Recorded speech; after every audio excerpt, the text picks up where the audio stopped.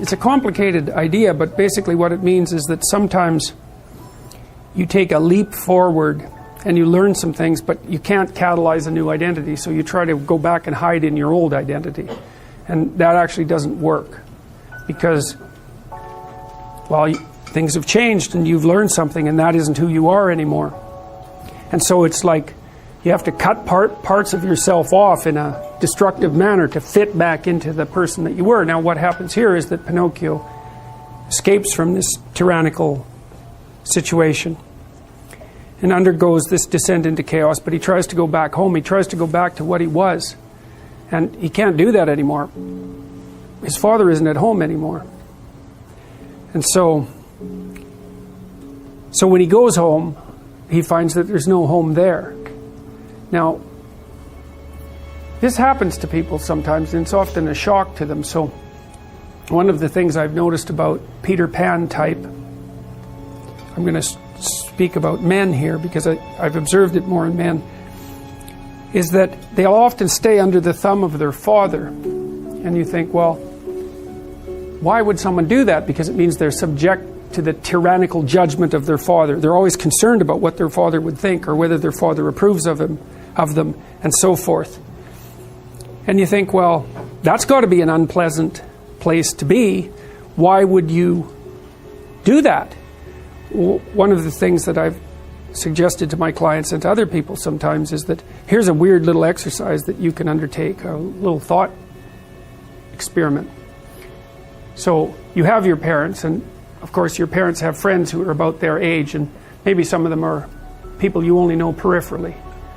And I might ask you, well, do you care more about what your parents think than you care about what these peripheral people who know your parents think?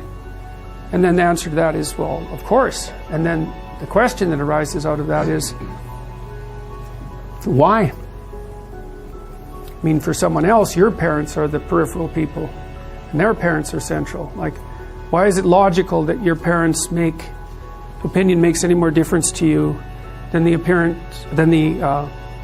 opinion of some randomly selected people who are approximately that age?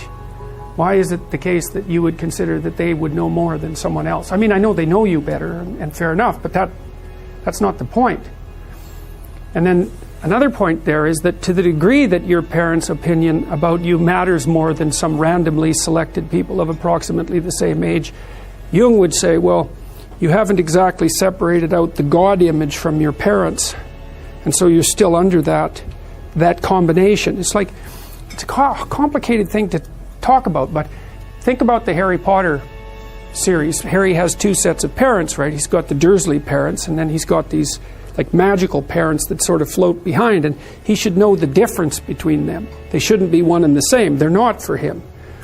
And it's like, well, you have your parents and you have nature and culture as parents, and you shouldn't be thinking that your parents are nature and culture as well. You shouldn't have final dominion over you. It means that you're not an individual yet, if that's the case. Freud said, for example, that no one could be a man unless his father had died. And Jung said, yes, but that death can take place symbolically. Okay, so there's that part of the idea. And then another part of the idea is,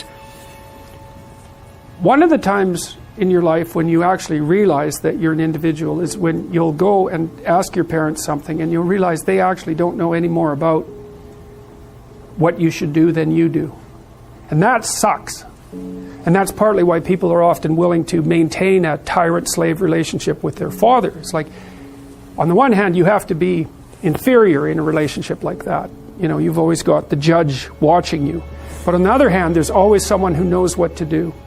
There's always someone standing between you and the unknown that you can go ask, what should I do? Well, at some point, you'll realize that the reason you can't ask that anymore is because they actually don't know any more than you do. And then that's a pain. Like that is a symbolic death. And that's also when you establish a more individual relationship with your parents. It's at that point that you could conceivably start taking care of them instead of the reverse. And that's a time that should come.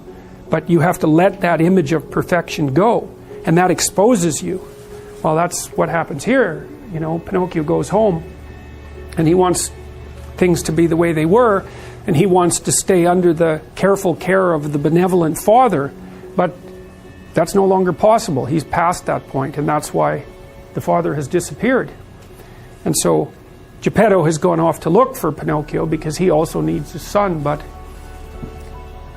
in any case the house is abandoned. And so then we see inside the house that everything's covered with cobwebs and everything's gone, and Pinocchio and the cricket sit on the steps and they're very concerned. First of all, they wonder where he went, so they're actually concerned that he's gone, but they also don't know what to do because there's just no going home.